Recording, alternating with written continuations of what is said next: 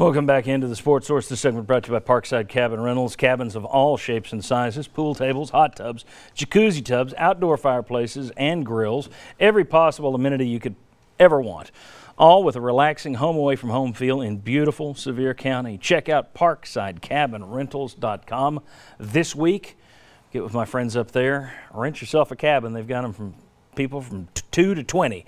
Doesn't matter what type of group you're putting together. Parkside Cabin Rentals. All right, going to be a very quick segment. I'm going to throw my director here and just say, let's go ahead and put up the Holly Warlick graphic whenever you can. There we go. He's working on it right now. Gentlemen, Lady Vols knocked off LSU on Thursday before bowing out of the SEC tournament. The hands of number 1 seed Mississippi State on Friday. It's now thought that they will get an at-large bid to the NCAA tournament. It would be a different question here if they weren't.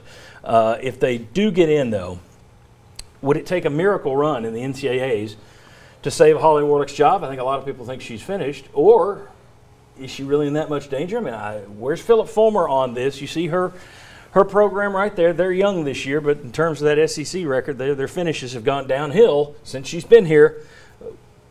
What's it going to take to save her job, or is her job in jeopardy? Where are you on this thing with what Phillip Fulmer's mindset is, Jimmy? I'm not sure what Phillip's mindset is, to be honest with you, but I think her job is in jeopardy. 19 wins, you've got it up there. I think it's the first time since, the 70s, they haven't won at least 20 games in the regular season. They may get there if they win an NCAA tournament game, but still. And the attendance has gone down. The record has gone down.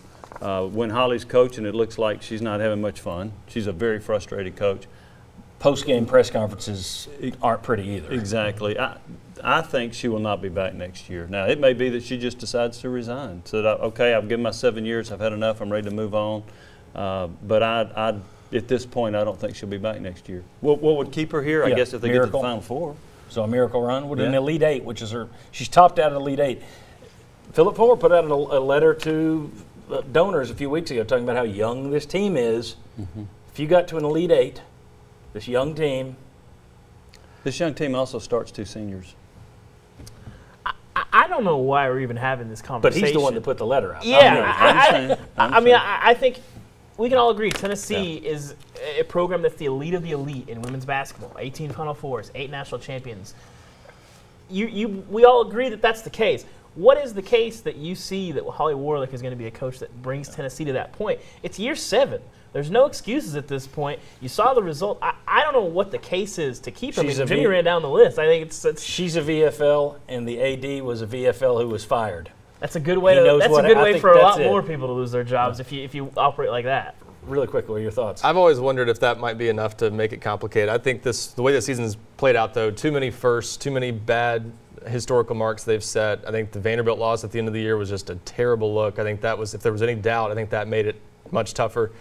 And how can this team make the Sweet 16 given what their seed is likely going to be? So I just think too much has happened. Like Jimmy, I think she's done as of right now. I think the VFL got her the extension last year. Yeah. But I mean, that's what, if you're asking why, is it complicated?